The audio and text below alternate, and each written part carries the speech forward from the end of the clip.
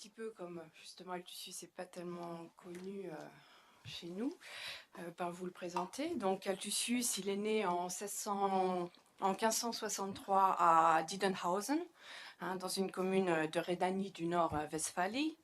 Il a étudié à Cologne, Bâle, Genève, où il a très certainement rencontré le politiste calviniste François Hauttmann, que vous connaissez peut-être, et on peut supposer qu'il a choisi ces destinations pour approfondir ses connaissances calvinistes. Donc il reste toute sa vie un ardent défenseur du calvinisme orthodoxe, un supporter par exemple de Gomarus dans sa controverse avec Arminius, dans une querelle des Pays-Bas sur... voilà. Il obtient son doctorat en droit romain et en droit civil à Bâle en 1586 et devient professeur de droit à la faculté de Hesse, de Herborn, dans le land de Hesse. C'est une université calviniste qui a été nouvellement fondée par le comte de Nassau, qui était frère de Guillaume d'Orange. Il abandonne son poste de professeur en 1604 pour devenir syndic de Emden, une ville portuaire située au nord-ouest à la frontière entre la Frise orientale et la Frise occidentale. Donc une des provinces Provinces-Unies, alors en guerre contre l'Espagne pour son autonomie. Et Emden est une ville à cette époque-ci très importante, parce qu'elle est en lutte contre l'empereur pour assurer son autonomie dans le comté de Frise. Elle occupe une position délicate parce qu'il s'agit d'une ville une ville de commerce importante, très riche, qui sert de liaison entre le Saint-Empire et l'extérieur. Donc position stratégique évidemment cruciale, mais calviniste, donc au centre de la guerre entre les Pays-Bas et l'empereur, qui lui est resté catholique. Donc la fonction de syndic que la ville d'Emden propose à Althusser est très importante, parce que c'est lui qui gère tous les différends juridiques de la ville avec ses voisins, donc les comtes, les princes et les autres localités potentielles. Donc c'est le conseiller général du magistrat de la ville, il est responsable de toutes les activités juridiques, donc les textes de loi, les ordonnances, les règlements de la ville. Il représente la ville à la diète provinciale, donc c'est une position stratégique très importante juridiquement. Et en 1617, il devient élu au Conseil des Anciens et devient membre du consistoire local, donc deux distinctions très conséquentes à l'époque. Et il meurt en 1638. Voilà. Donc cette position d'acteur politique assez rare quand même à l'époque, où les intellectuels arrivent à avoir des positions mais jamais aussi importantes, le conduit à réécrire son ouvrage principal de théorie politique, La Politica Methodica Digesta, qu'il avait d'abord publié en 1603 et dont il fait une réédition augmentée en 1614 en développant les chapitres sur l'organisation politique des villes et des provinces, avec l'enseignement qu'il a eu à son poste de fonction, et la fonction des efforts, et en rajoutant un chapitre très important sur le droit de résistance, le chapitre 38 de la Politica. Au niveau intellectuel, un bref panel, il s'inscrit dans le courant humaniste, en se référant très souvent aux sources latines, très proche des auteurs de la seconde scolastique, donc des dominicains, de la pensée dominicaine, et en particulier des juristes Diego de Covarrubias et Fernando Vázquez de Menchaca, qu'il cite très souvent. Voilà, il considère comme eux une petite distinction par rapport à Luther, que l'homme est par nature un être social, appelé à vivre avec ses semblables pour accéder à une vie confortable et à un bien-être proprement humain. Donc il soutient que les hommes ont la capacité d'engendrer des relations sociales stables et fécondes par eux-mêmes, et que le pouvoir n'a pas à informer la société, mais simplement à équilibrer les développements qu'ils engendrent. Donc deux oppositions magistrales à l'époque de ce courant de se penser. Donc au volontarisme juridico-politique, et en particulier à Luther, qui avait soutenu que la loi était l'expression impérative de la volonté du monarque, qui était essentiellement de nature coercitive parce que le péché avait perverti la nature humaine et ne permettait non plus aux hommes de vivre ensemble sans le pouvoir. Voilà, ce schème de pensée sera prolongé un petit peu plus tard par Pufendorf. Deuxième opposition, évidemment, les théoriciens de l'absolutisme politique. Donc à cette époque, Jean Bodin, bien sûr, Cardin Lebret, Grégoire de Toulouse, Charles Loiseau, voilà, qui soutiennent à l'inverse que bon, je synthétise, hein. C'est évidemment pas comme ça qu'ils le disent, mais ils soutiennent que le souverain, il revient au souverain de créer la société. Il doit pour cela posséder un pouvoir absolu, indivisible et perpétuel. Donc pour ces politistes, la seule façon d'obtenir, d'instaurer l'unité dans la République, c'est de donner au monarque l'intégralité des droits de souveraineté, hein, soit l'ensemble des compétences politiques. Donc Altusius prend le contre-pied de ce modèle institutionnel monolithique où le pouvoir est exercé de façon verticale, descendante et absolue. Il soutient à l'inverse, donc c'est la première fois que c'est théorisé à ce point-ci, que les droits de souveraineté sont, comme il dit, l'âme, l'esprit, le cœur de la République, et qu'ils ne peuvent être retirés au peuple sans le rendre complètement impuissant, anémié et le conduire à sa destruction. Donc un souverain qui monopolise les droits de souveraineté, il rend sa société incapable, impuissante. Donc pour présenter cette pensée, je reviendrai d'abord sur la façon dont Altusius expose le cœur de la vie sociale, puis sur sa thèse d'un partage des droits de souveraineté à l'ensemble du peuple organisé, et finalement, je reviendrai succinctement sur les moyens institutionnels qui permettent aux citoyens de garder le pouvoir sous contrôle. Alors, premièrement, la thèse majeure d'Altusius, la mise en exergue de ce qu'il appelle la communicatio, en latin, soit la mise en partage des biens et des fonctions, hein, qui est pour lui la condition de possibilité de la vie commune. Altusius considère que la plupart de ses contemporains, lorsqu'ils écrivent sur la politique, restent aveugles à ce qu'ils devraient précisément étudier. Ils ne voient pas qu'il faut d'abord comprendre comment se développe la vie sociale avant d'envisager le fonctionnement des organes de pouvoir. La plupart des ouvrages de politique, c'est le fonctionnement du pouvoir. Ben non, en fait, Altusius commence par forger un vocabulaire pour mieux conduire le regard vers ce qu'il faut voir quand on parle de politique. Alors il invente le terme de communicatio, je le traduis, communication universelle pour désigner la République, un terme qui accentue la base de solidarité affective requise pour la vie collective. Consociatio, c'est le fait d'être associé avec. Consociation universelle. De même, il parle de symbiotique pour décrire la politique. Symbiotica, c'est-à-dire le fait de vivre ensemble, symbios. Le symbios, la symbiose, décrit la vie commune que l'on a au sein de la République, enfin la consociation universelle. Ensuite, la communicatio, le fait de mettre en commun et de gérer en commun les biens, les services et les droits de la consociation. Donc la vie politique se tient, dès la présentation de ces termes, on voit que la vie politique se tient dans la relation avec, hein, se construit par l'interaction d'individus qui partagent quelque chose et se répartissent les charges et les fonctions de la vie commune. Altusius définit la politique comme l'art d'établir, de cultiver et de conserver entre les hommes le lien organique de la vie sociale. C'est la première ligne de la Politica. Donc les échanges entre les hommes ne sont pas. Les échanges, j'écris tellement mal, je suis désolée, j'arrive pas à me relire. Les échanges entre les hommes ne sont pas une dimension de la vie sociale parmi d'autres. Hein, c'est la base même de la vie sociale. Ils sont, comme il dit très souvent, le lien organique qui permettra à la République de vivre, je le cite encore, heureuse et florissante. Et en effet, remarque Altusius, aucune vie humaine n'est possible sans l'aide des autres. Personne n'a les moyens, seul, de subvenir à ses besoins, de se protéger, de s'assurer une vie décente. Les hommes ont besoin des compétences des autres pour vivre. Et l'analyste doit d'abord attacher la plus grande importance à la façon dont la coordination des efforts humains parvient à assurer leur autonomie. Là, je ne fais que reprendre le 4e paragraphe de la Politica. Donc c'est vraiment pour lui la base de son travail de politiste. Donc, c'est pourquoi, voilà, il mobilise le terme de communicatio, qui apparaissait déjà chez Cicéron, mais à qui il donne vraiment une position centrale. La communicatio permet de rechercher la base de cette aptitude à la coordination organisée. proprement la vie sociale. Donc il veut saisir ce qui manifeste la solidarité organique de la vie sociale. Cette aptitude à l'échange est pour lui ce qui fait la marque de notre humanité.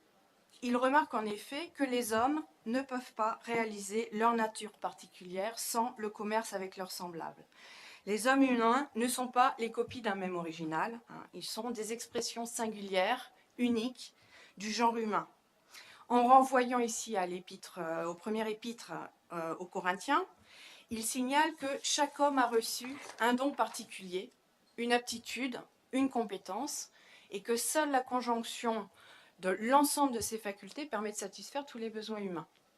Donc c'est grâce à leur complémentarité que les hommes parviennent à vivre de façon confortable et autonome. Il remarque que Dieu n'a pas donné tout à un seul, mais certaines qualités à l'un et d'autres et certaines autres aux autres.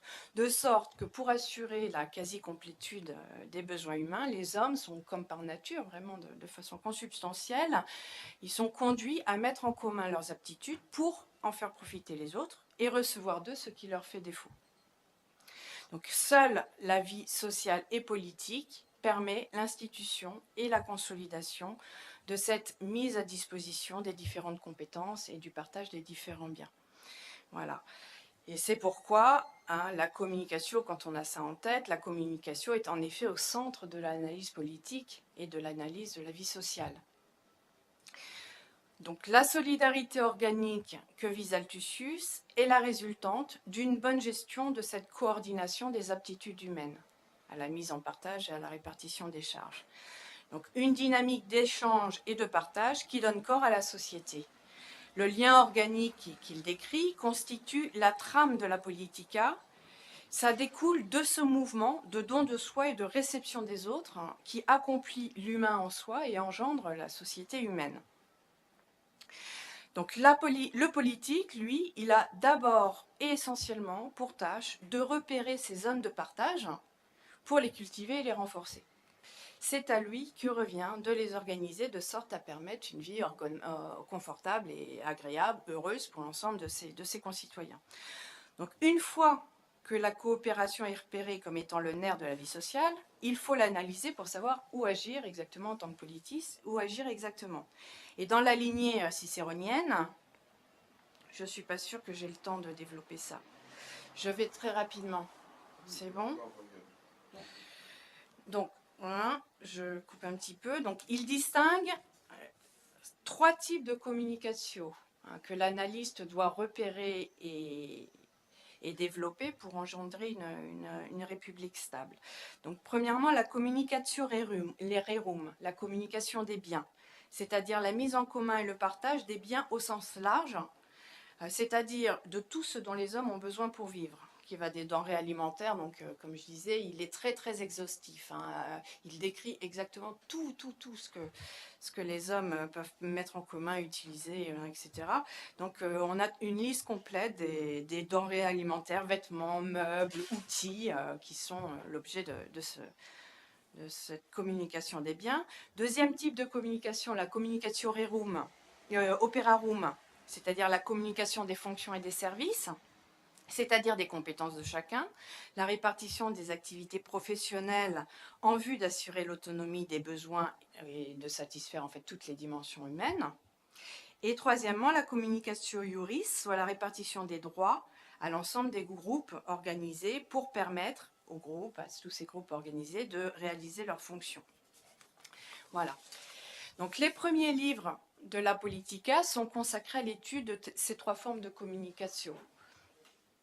Parce qu'elle est la base de la vie sociale, Althussius attache une grande importance aux différents types de vie aux différents types de relations que peuvent nouer les hommes, c'est-à-dire à ces échanges de biens, de services, mais aussi d'aide aux autres personnes. Donc il signale par exemple qu'il faut supporter les personnes déficientes ou dans le besoin par ce qu'il appelle l'auxilium. Il faut aider le prochain avec ses conseils, aussi le concilium. Et c'est le premier auteur politique à reconnaître l'importance de tous les métiers pour assurer l'autonomie de la République. Comme s'il voulait établir sa cartographie anatomique, il distingue au chapitre 2 tous les corps de métier exercés par les hommes, des plus nobles aux plus simples, en passant par les métiers salissants, l'exploitation du charbon, les arts d'agrément, sans en disqualifier aucun. Donc il est remarquable qu'il place l'activité agricole parmi les plus nobles activités humaines, parce qu'elle produit l'essentiel des biens qui permettent de subvenir aux besoins primaires de l'homme. Donc l'activité salariale est le cœur de la République. C'est aussi assez novateur. C'est en ce sens qu'il est un des premiers sociologues, un petit peu un politique-sociologue, parce qu'il reconnaît une importance centrale à l'activité salariale. Toutes les activités de production humaine, c'est le cœur de la République, et elle devrait figurer, dit-il, dans tous les traités politiques, car que serait, je le cite en filigrane, que serait-elle, la République, sans la production des services que l'activité salariale assure ? Elle doit d'autant plus être au centre des préoccupations politiques qu'elle concrétise les différentes communications entre les hommes. Que pourrait en effet le paysan, dont tout le monde dépend, s'il ne bénéficiait des services du forgeron, du verrier, du maçon, de l'architecte, etc. De même, la répartition des richesses et des biens et le partage des impôts, qui occupent une place aussi très importante, doivent prendre pour guide la capacité des hommes à s'assurer une vie autonome. Donc il n'est pas légitime de trop donner aux riches, je le cite aussi, de trop donner aux riches, ce qui engendrerait de la convoitise et perturberait l'harmonie sociale. Donc en fait, il faut les taxer plus pour équilibrer en fait les positions de richesse entre les membres de la société. En plus, il signale en plus de renforcer son arrogance, il ne faut pas lui laisser trop. Donc les impôts doivent tenir compte des revenus des foyers, et un souverain qui imposerait des charges tendant à appauvrir sa population devrait être démis. Donc là aussi, c'est surveillé à l'aune du bien-être du peuple. Donc Altusius commence son traité de politique par l'analyse de la communicatio, parce que c'est cette toile très riche et diverse qui assure la cohésion de la vie sociale et permet l'autonomie de tous les membres de la République. Voilà, alors voyons maintenant, donc ça c'est la toile de fond en fait dont il va se servir. Voyons maintenant comment il partage cette communication de droit à l'ensemble des communications. Donc Altusius est le premier penseur à développer une théorie politique fondée sur l'idée que les droits de souveraineté appartiennent au peuple organisé et qu'il n'en délègue qu'une partie, bien définie, au magistrat suprême pour une fonction bien déterminée. Les droits de souveraineté représentent en effet des compétences, des habilitations à faire, ce sont des délégations de pouvoir. Et si on les retire au peuple, dit-il, il ne lui reste plus rien pour s'organiser lui-même. Un peuple à qui l'on retire la souveraineté est un peuple impuissant, anémié. Donc pour pouvoir développer les biens et les services dont il a besoin, il faut lui laisser les compétences juridiques de le faire. En outre, dit-il, celui qui constitue est supérieur à celui qui est constitué. Et c'est au peuple que Dieu a transmis par le droit naturel les droits de souveraineté. Donc c'est lui qui constitue les autorités en charge, et c'est donc forcément lui qui détient un pouvoir supérieur par rapport à celui qui se constitue, c'est-à-dire le magistrat suprême. Donc Altusius soutient que les droits de souveraineté doivent être partagés à l'ensemble des consociations, c'est-à-dire des associations, des groupes associatifs que peuvent engendrer les hommes et qui composent la société. Donc ce qui permet de définir la souveraineté comme une unité d'action organisée. La souveraineté, c'est ce qui permet aux hommes d'ordonner leurs aptitudes pour produire les biens nécessaires à tous. Elle est la condition du pouvoir d'entreprendre des hommes. Donc après avoir mis en lumière le nerf de la vie sociale, Altusius considère plus spécifiquement comment elle se concrétise et se lie aux droits de souveraineté. Donc il analyse la composition de la République en distinguant les niveaux de consociation où la vie commune est prise en charge de façon spécifique, chacune s'intégrant à une association plus complexe lorsqu'elle ne peut satisfaire ses besoins. Donc le premier niveau, je vais passer. Je vais pas avoir le temps. Nous avons du temps, nous avons encore 25 minutes en tout et nous pouvons reporter un petit peu une partie de la discussion. Oui, voilà. Loin, je pense. Hein. Donc, je vais expliquer très rapidement. En fait, donc, les droits de souveraineté sont répartis à l'ensemble des unités d'organisation de la vie commune que l'on trouve dans la société. Donc, Altusius commence par des associations privées, de statut privé, qui sont pour lui les familles élargies, c'est-à-dire avec un personnel pour exploiter les terres ou pour faire un commerce particulier comme l'industrie du verre. Le deuxième type de collège privé, c'est les communautés d'intérêt ou d'intérêt lucratif ou d'intérêt intellectuel, comme les communautés de savants, les communautés de médecins. Ce sont des associations privées entre même profession ou intérêt pour gérer une profession, c'est-à-dire fixer les tarifs, par exemple, des dentistes, disqualifier ceux qui n'ont pas le droit d'avoir le titre de la profession, comme les médecins, par exemple. Et ces associations, donc ce sont des corporations, produisent la plupart des biens dont ont besoin les hommes en fait dans leur vie pratique, hein, les métiers bon, pour les services, les vêtements, bouchers, etc., etc. Après ces deux autres, donc ces deux types d'associations privées s'intègrent à des formes d'organisation plutôt territoriales que sont le bourg, les villages, les villes et les provinces, dès qu'elles n'ont plus les moyens d'assurer par elles-mêmes leur subsistance. Donc, les communautés de métiers s'intègrent à un bourg. Lorsque le bourg ne satisfait plus les besoins qu'ils ont, ils s'intègrent à une organisation plus complexe, la consociation de la ville, qui elle-même, lorsqu'elle n'est plus capable de satisfaire toutes ses fonctions, s'intègre à un niveau plus complexe qui est la province. Voilà. Et pour organiser l'ensemble de ces consociations, donc vous imaginez le Saint-Empire romain germanique, le nombre de consociations privées et publiques, oui, donc les consociations territoriales passent au niveau public. Pour organiser tout ça, il fallait, enfin, c'est un gros bazar, surtout que les droits de souveraineté sont partagés à toutes.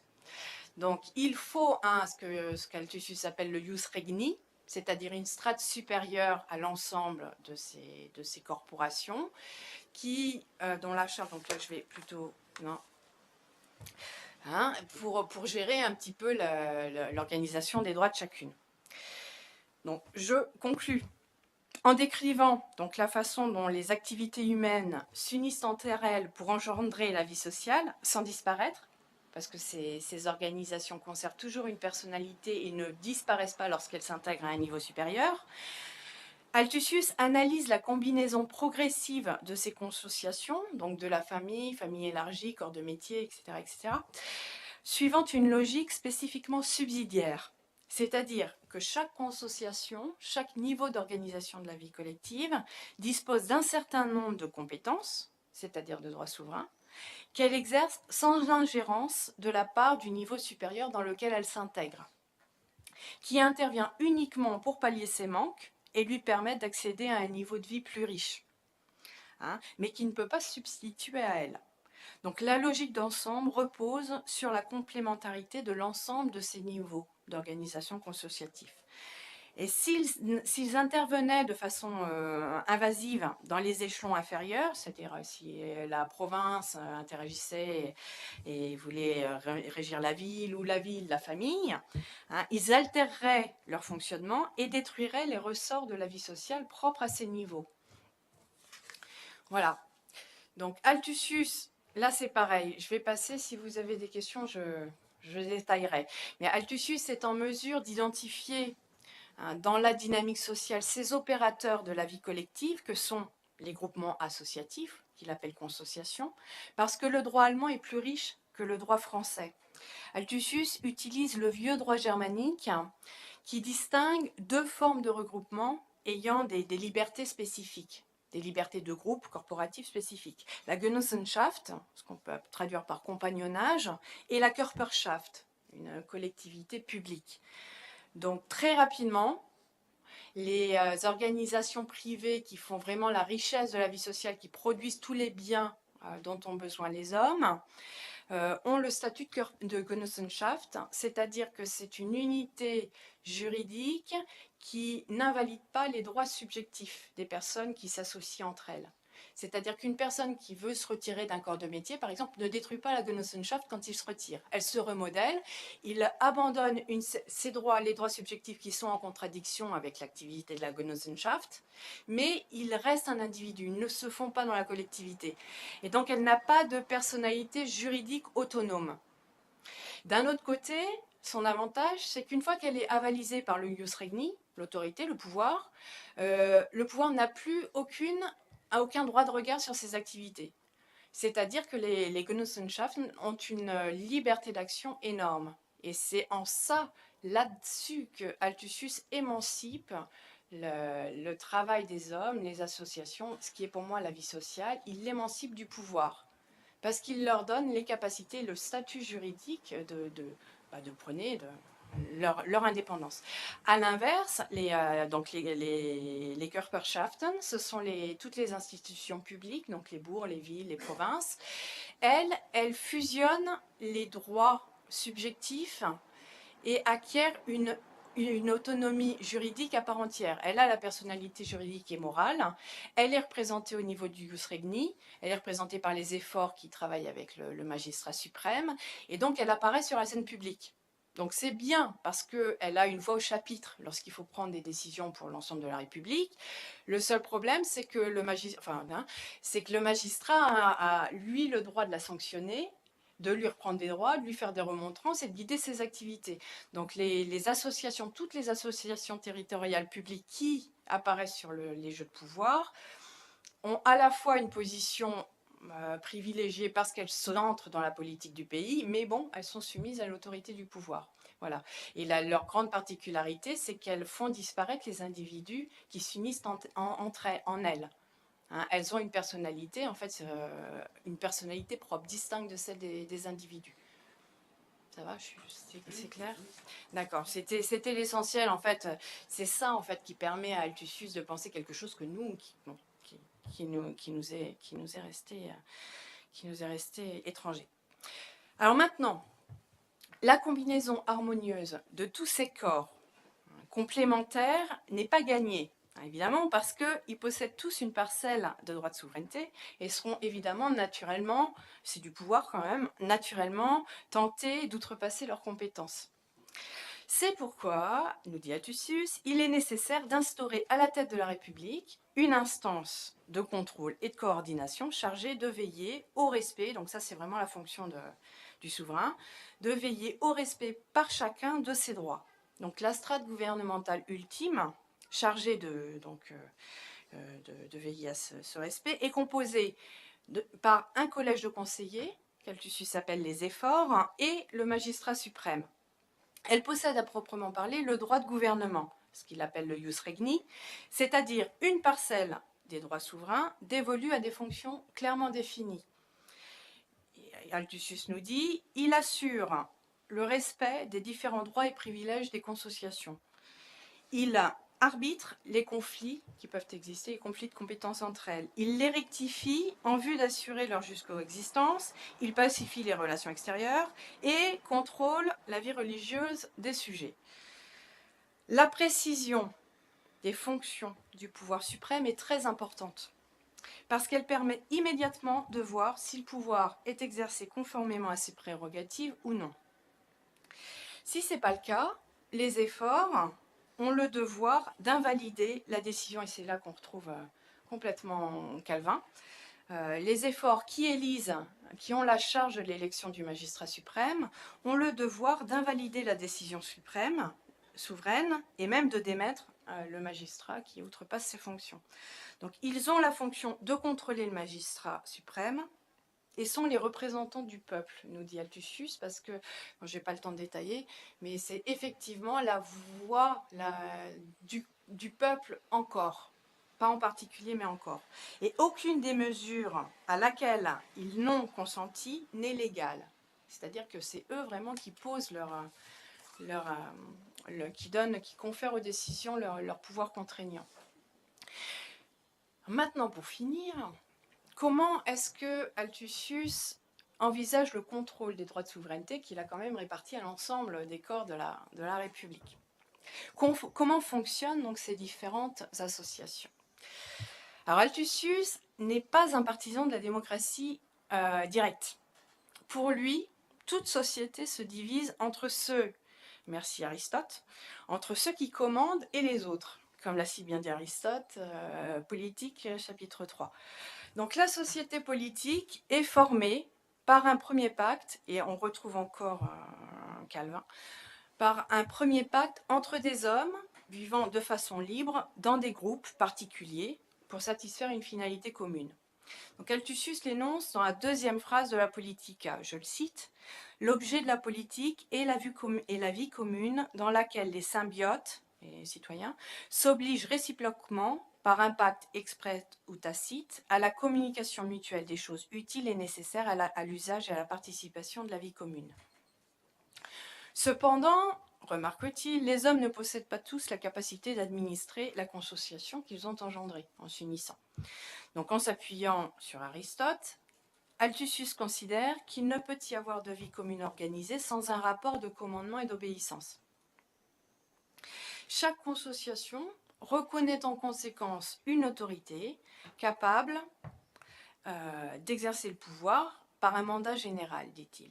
Donc le deuxième pacte, proprement politique, s'établit entre les sujets et les gouvernants de chacune de ces consociations. Ça va de la famille à la province.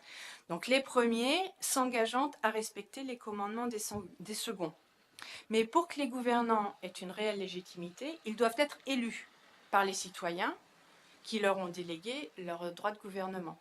Donc chacune des consociations élut une instance duale composée d'un principe unitaire, donc un directeur, un préfet, un président, le magistrat suprême, et un collège de conseillers.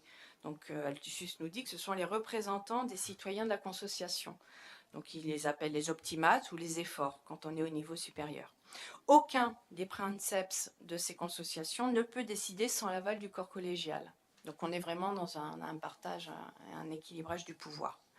Donc Althussus précise en outre que les magistrats ont pouvoir sur les particuliers, mais pas sur l'ensemble de la consociation.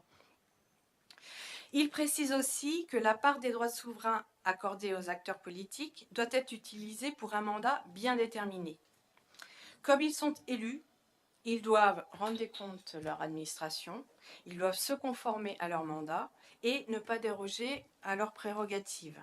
Et s'ils ne s'acquittent pas bien de leurs fonctions ou mésusent de leurs droits, ils sont révoqués par le corps collégial de chaque consociation. Un troisième pacte lie en effet les gouvernants aux citoyens et à Dieu. Ils s'engagent devant Dieu à maintenir un gouvernement assurant les libertés et le bien-être physique et moral de leurs concitoyens. Voilà. Donc ces 4 contrats, donc un contrat d'abord on va dire social, politique, entre Dieu disons, et un autre que j'ai pas le temps dont j'ai pas le temps de parler. Bon, ces 4 contrats devaient permettre aux citoyens de garder le contrôle du pouvoir et de s'assurer qu'il n'était pas dévoyé. Donc, comme tout contrat, si ces termes n'étaient pas satisfaits, il était légitime d'émettre le gouverneur en charge et de le remplacer par un autre magistrat. Et comme dans tout contrat, si l'une des parties prenantes en viole les termes, l'autre n'est plus tenu par sa parole. Et Althussus est le premier théoricien à intégrer le droit de résistance à l'institution politique. Donc là, il se trouve vraiment il accomplit complètement, pratiquement, le mouvement des monarchomacres en intégrant le droit de résistance dans une théorie politique complète de l'institution de la République. Il intègre réellement le droit de résistance dans le mode de gestion du pouvoir. Donc pour lui, si les magistrats, donc à quelque niveau qu'on se trouve dans la chaîne de gradation de la République, si les magistrats ne respectent pas leurs engagements, ils rompent le contrat qui les unisse aux citoyens qui leur ont transmis leur pouvoir, et ces derniers ne sont plus tenus de leur obéir. Et au niveau du magistrat suprême, on retrouve la notion de résistance passive dont vous avez parlé tout à l'heure avec Calvin, parce que si le magistrat suprême viole les termes de son contrat, ils ne sont plus tenus d'obéir au commandement du souverain. Le commandement devient illégitime. Et ils sont tenus à ce que Althussus appelle une résistance passive. simplement la non-obéissance au commandement souverain, parce qu'ils ont été déliés de leur obligation. Donc Altusius, juste un petit point historique, Altusius, pourquoi il va dans ce sens-là? Il réécrit son ouvrage dans des temps très troublés à ce moment-ci. Donc la France a été la proie de révoltes en opposition à l'absolutisme de Richelieu. Les Huguenots la divisent encore. Le Saint-Empire romain germanique lui est divisé entre les provinces restées catholiques, celles qui sont passées au luthérianisme, et d'autres qui deviennent calvinistes. À quoi s'ajoutent les oppositions entre la religion des princes et celle des sujets. Les Provinces-Unies, là, donc on est à ce niveau charnière, les Provinces-Unies ont démis en 1581 Philippe II d'Espagne, leur gouverneur, et se sont déclarées indépendantes en cherchant à bâtir une république en accord avec leur foi calviniste. Donc Altusius ne pouvait pas légitimer, d'ailleurs il ne le fait pas, a priori la désobéissance civile. Pour ne pas valider un droit de résistance in abstracto, il fournit des règles permettant de distinguer la résistance licite de celle qui ne l'est pas. Donc il y consacre un chapitre très important qu'il a rajouté dans sa 3e édition, le chapitre 38, où il montre entre autres que le droit de résistance active appartient aux seuls efforts en tant que représentant du peuple. Donc il appartient aussi à chacun des groupes corporatifs qui travaillent avec le pouvoir dans les consociations, mais au niveau de la République, le droit de résistance au pouvoir du magistrat, ce sont les efforts qui le détiennent. Pourquoi ? Parce que ce sont eux qui l'ont élu. Ils contrôlent son action, vérifient la conformité de ses décisions par rapport au texte de loi, aux besoins de la République, et ils ont donc, nous dit-il, le devoir de veiller au bien commun et de démettre les gouvernants qui bafouent les règles du royaume. Voilà. Donc, en conclusion, Altusius expose une théorie politique qui suit le mouvement de la vie. Il n'y a pas pour lui de césure entre l'individu et le citoyen, l'homme et le franc-sujet, parce que les hommes n'existent jamais en tant qu'individus abstraits. L'existence humaine mobilise toujours la référence aux hommes. L'homme naît d'abord au sein d'une famille, il s'investit ensuite en tant que mari et père au sein d'une famille, puis il développe sa dimension sociale en s'investissant avec d'autres pour exercer sa profession, et enfin, il exploite sa dimension politique en élisant ses autorités politiques et en exerçant, s'il le souhaite, une charge politique lui-même. Donc l'être humain est la matière principale de la politique, parce qu'il est assez riche pour s'impliquer dans les multiples strates de la vie sociale et politique. Donc le nerf de la vie humaine étant la communication, soit l'ensemble des échanges organisés de biens et de services, il n'est pas besoin, dans cette logique de pensée, il n'est pas besoin d'une instance supérieure à qui reviendrait le pouvoir ou le devoir de créer la société. Elle le fait très bien toute seule, si on lui en laisse le pouvoir. Donc c'est ce qu'apporte de central la théorie politique d'Altusius. Les théoriciens qui raisonnent dans le terme d'une opposition entre individu et État, ou entre sujet et souverain, passent à côté de ce qui est le réel objet de la politique, c'est-à-dire la façon dont les échanges humains se tissent. Altusius souligne continuellement que les autorités en charge ne peuvent exercer le pouvoir qu'avec le consentement des autres citoyens. Étant donné le nombre de consociations composant la République, chacune d'elles étant prise en charge par une instance politique propre, Altusius nous décrit ce qui s'apparente à une démocratie corporative. L'activité politique ne se centralisant pas dans un État distinct de la société civile, mais se trouvant imbriquée au sein de tous les corps de la République qui gardent ces acteurs sous contrôle. Donc le fédéralisme sociétal, donc c'est une expression de Höglin qu'il théorise, nous offre le modèle d'une démocratie corporative propice à l'actualisation de la polyvalence humaine. Maintenant, l'ensemble de cette théorie politique repose sur la concorde qui doit unir tous les citoyens. La coordination de leurs activités dépend de leur adhésion au projet commun et de leur respect de la loi commune. Aucune parcelle de leur vie n'échappe au contrôle social. Donc Altusius préconise même au chapitre 7 l'instauration de censeurs, qui ne sont pas vraiment des politiques, mais ce sont des censeurs moraux dans le corps social, chargés de signaler tout comportement déviant, toute attitude en désaccord avec les principes de la foi. Ils sont censés de les rapporter, de faire un rapport, et c'est signalé, c'est un petit peu sur la fiche représentative des individus. Donc la conservation et la préservation de l'unité, de l'homogénéité et de la symbiose de la République est au prix du rejet de toute division qui pourrait en scinder le cœur. Je vous remercie.